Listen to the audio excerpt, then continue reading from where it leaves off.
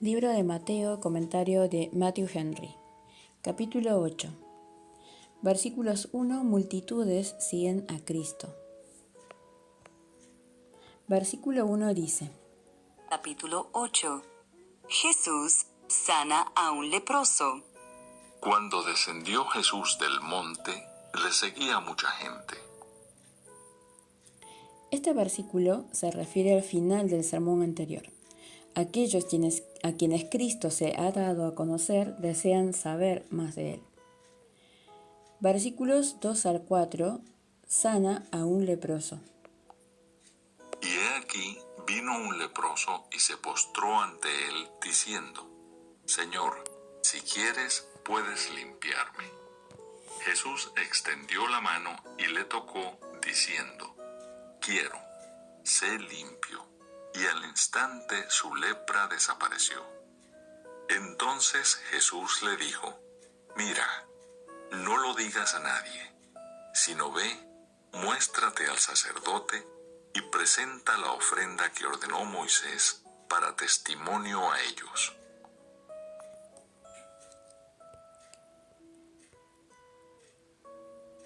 En estos versículos tenemos el relato de la limpieza de un leproso, hecha por Cristo. El leproso se acercó a él y lo adoró como uno investido de poder divino. Esta purificación no solo nos guía a acudir a Cristo, que tiene poder sobre las enfermedades físicas, para la sanidad de ellas, también nos enseña la manera de apelar a Él.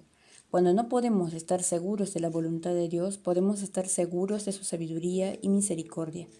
Por grande que sea la culpa, en la sangre de Cristo hay aquello que la expía. Ninguna corrupción es tan fuerte que no haya en su gracia lo que pueda someterla. Para ser purificados debemos encomendarnos a su piedad. No podemos demandarlo como deuda, debemos pedirlo humildemente como un favor.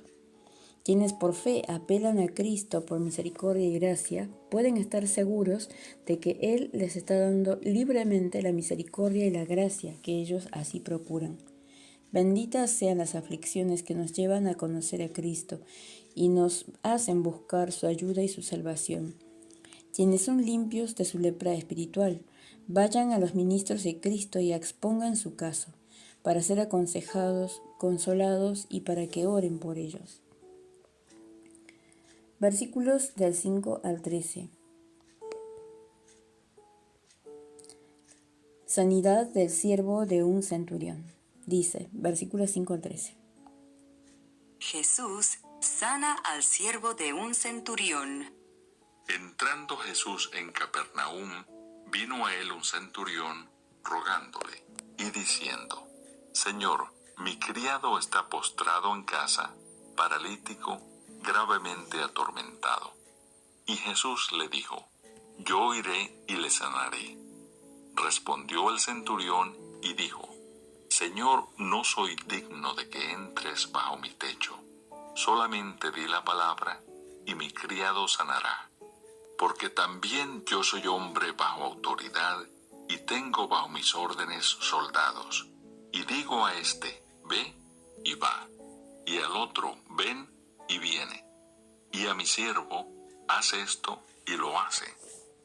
Al oírlo Jesús se maravilló y dijo a los que le seguían: De cierto os digo que ni aun en Israel he hallado tanta fe.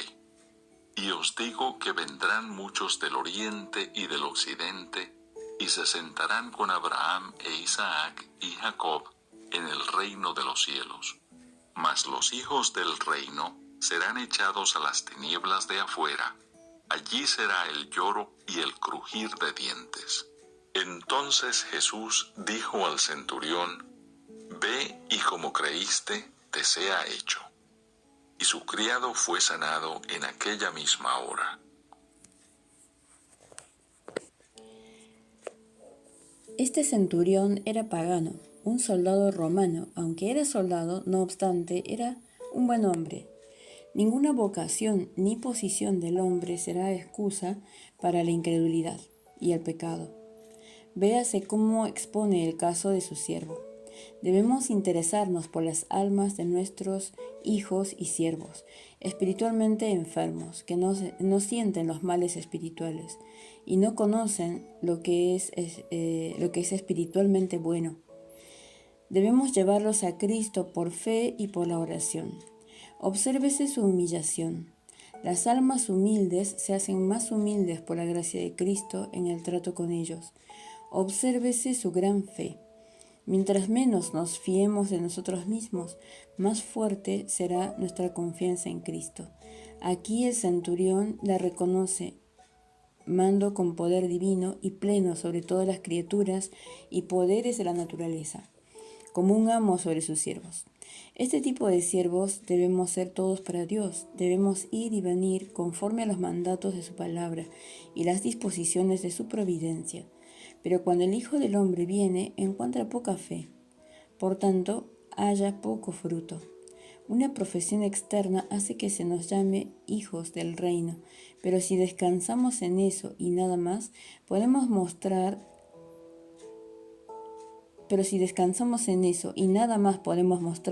seremos desechados. El siervo obtuvo la sanidad de su enfermedad y el amo obtuvo la aprobación de su fe. Lo que se le dijo a él se dice a todos: cree y recibirás. Solo cree. Véase el poder de Cristo y el poder de la fe.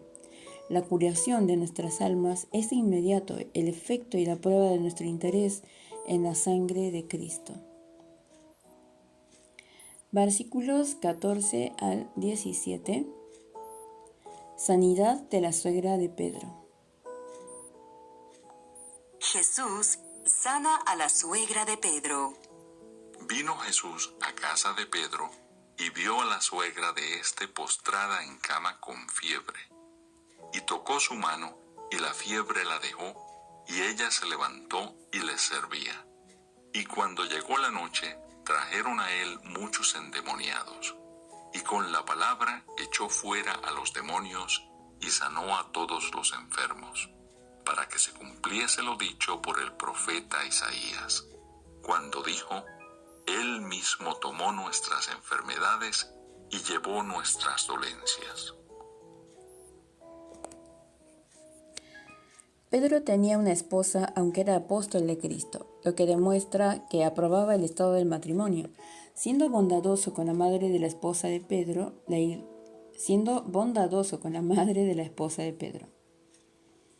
La Iglesia de Roma, que prohíbe que sus ministros se casen, contradice a este apóstol, sobre el cual tanto se apoyan. Tenía a su suegra consigo en su familia, lo que es ejemplo de ser bueno con nuestros padres. En la sanidad espiritual, la Escritura dice la palabra: el Espíritu da el toque, toca el corazón, toca la mano. Esta curación estaba por sobre el poder de la naturaleza. La mujer estuvo tan bien que de inmediato se dedicó a los quehaceres de la casa. Los milagros que hizo Jesús fueron publicados ampliamente, de modo que muchos se agolparon viniendo a él y sanó a todos los que estaban enfermos, aunque el paciente estuviera muy débil y el caso fuera de lo peor. Muchas son las enfermedades y las calamidades del cuerpo a los que estamos propensos, y hay más en esas palabras del Evangelio que dicen que Jesucristo llevó nuestras enfermedades y nuestros dolores para sostenernos y consolarnos cuando estamos sometidos a ellos, que en todos los escritos de los filósofos. No nos quejemos por el trabajo, el problema o el gasto al hacer el bien al prójimo. Versículos 18 al 22 dice: la promesa entusiasta de la escriba.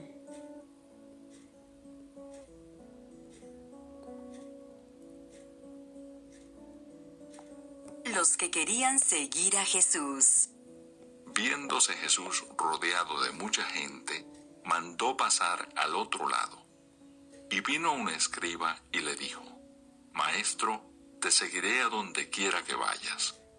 Jesús le dijo: las zorras tienen guaridas y las aves del cielo nidos, mas el Hijo del Hombre no tiene dónde recostar su cabeza. Otro de sus discípulos le dijo: Señor, permíteme que vaya primero y entierre a mi padre. Jesús le dijo: sígueme, deja que los muertos entierren a sus muertos. Uno de los escribas se apresuró a prometer: se dice cercano seguidor de Cristo. Parece muy resuelto. Muchas decisiones religiosas son producidas por una súbita convicción de pecado y asumidas sin una debida reflexión. Estas llegan a nada. Cuando este escriba ofreció seguir a Cristo, se podría pensar que Jesús debió sentirse animado. Un escriba podía dar más crédito y servicio que 12 pescadores, pero Cristo vio su corazón y respondió a sus pensamientos, y enseña a todos cómo ir a Cristo. Su resolución parece surgir de un principio mundano y codicioso, pero Cristo no tenía dónde reclinar su cabeza, y si él lo seguía, no debía esperar que le fuera mejor. Tenemos razón para pensar que este escriba se alejó. Otro era demasiado lento. La demora en hacer es, por un lado, tan mala como la prisa para resolver por el otro. Pidió permiso para ocuparse de enterrar a su padre y luego se pondría al servicio de Cristo. Esto parecía razonable, aunque no era justo. No tenía celo verdadero por la obra. Enterrar al muerto, especialmente a un padre muerto, es una buena obra, pero no es tu obra en este momento. Si Cristo requiere nuestro servicio, debe cederse aún el afecto por los parientes más cercanos y queridos, y por las cosas que no son nuestro deber. A la mente sin disposición nunca le faltan las excusas. Jesús le dijo: sígueme, y sin duda salió poder con esta palabra para él como para los otros. Siguió a Cristo y se aferró de él. El escriba dijo: yo te seguiré. A este otro hombre Cristo le dijo: sígueme. Comparándolos, se ve que somos llevados a Cristo por la fuerza de su llamado personal. Ver Romanos capítulo 9, versículo 16. Versículos 23 al 27 de Mateo capítulo 8. Cristo en una tempestad. Jesús calma la tempestad. Y entrando él en la barca, sus discípulos le siguieron. Y he aquí que se levantó en el mar una tempestad tan grande que las olas cubrían la barca, pero él dormía. Y vinieron sus discípulos y le despertaron diciendo: Señor, sálvanos, que perecemos.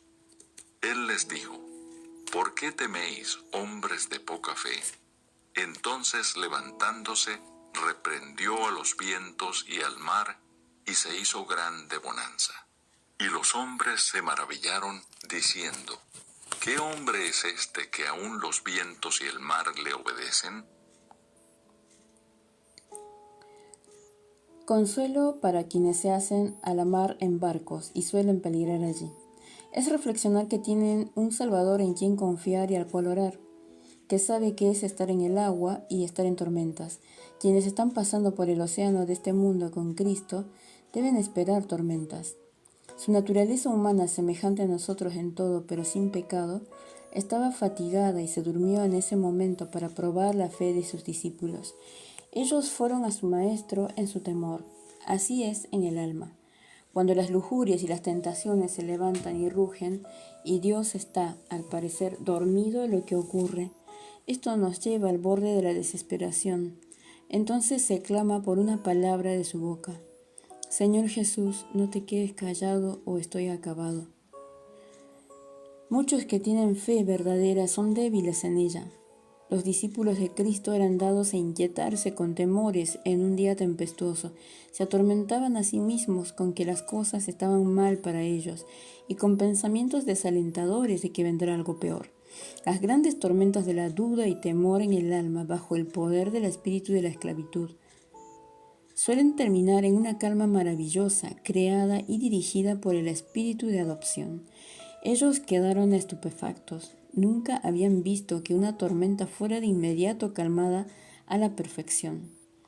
El que puede hacer esto puede hacer cualquier cosa, lo que estimula la confianza y el consuelo en él, en el día más tempestuoso, de adentro o de afuera. Como dice Isaías, capítulo 26, versículo 4. Y dice: confiad en Jehová perpetuamente, porque es Jehová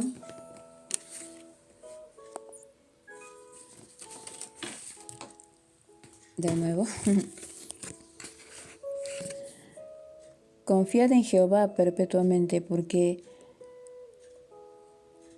es Jehová. No puedo ver.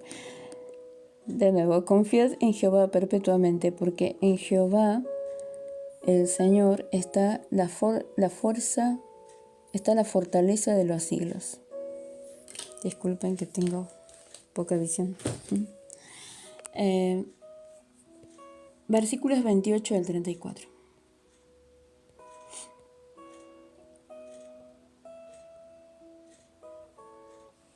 Sana a 2 endemoniados. Los endemoniados gadarenos. Cuando llegó a la otra orilla, a la tierra de los Gadarenos, vinieron a su encuentro 2 endemoniados que salían de los sepulcros, feroces en gran manera, tanto que nadie podía pasar por aquel camino. Y clamaron diciendo: ¿Qué tienes con nosotros, Jesús, Hijo de Dios? ¿Has venido acá para atormentarnos antes de tiempo? Estaba paciendo lejos de ellos un hato de muchos cerdos. Y los demonios le rogaron diciendo: Si nos echas fuera, permítenos ir a aquel hato de cerdos. Él les dijo: Id. Y ellos salieron y se fueron a aquel hato de cerdos, y he aquí todo el hato de cerdos se precipitó en el mar por un despeñadero y perecieron en las aguas. Y los que los apacentaban huyeron, y viniendo a la ciudad contaron todas las cosas y lo que había pasado con los endemoniados. Y toda la ciudad salió al encuentro de Jesús, y cuando le vieron, le rogaron que se fuera de sus contornos. Los demonios nada tienen que ver con Cristo como Salvador. Ellos no tienen ni esperan ningún beneficio de Él. Oh, la profundidad de este misterio del amor divino, que el hombre caído tenga tanto que ver con Cristo, cuando los ángeles caídos nada tienen que ver con Él. Como dice Hebreos capítulo 2, versículo 16. Hebreos capítulo 2, versículo 16 dice: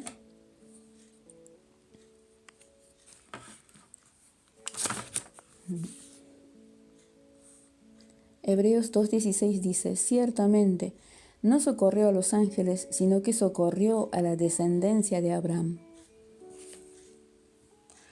Seguramente que aquí sufrieron un tormento al ser forzados a reconocer la excelencia que hay en Cristo y aún así no tener parte con Él. Los demonios no desean tener nada que ver con Cristo como Rey. Véase qué lenguaje hablan quienes no tendrán nada que ver con el Evangelio de Cristo. Pero no es verdad que los demonios no tengan nada que ver con Cristo como juez, porque tienen que ver y lo saben. Así es para con todos los hijos de los hombres. Satanás y sus instrumentos no pueden ir más allá de lo que el Señor permita. Ellos deben dejar la posesión cuando Él manda. No pueden romper el cerco de protección en torno a su pueblo, ni siquiera pueden entrar en un cerdo sin su permiso. Recibieron el permiso. A menudo Dios permite por objetivos santos y sabios los esfuerzos de la ira de Satanás.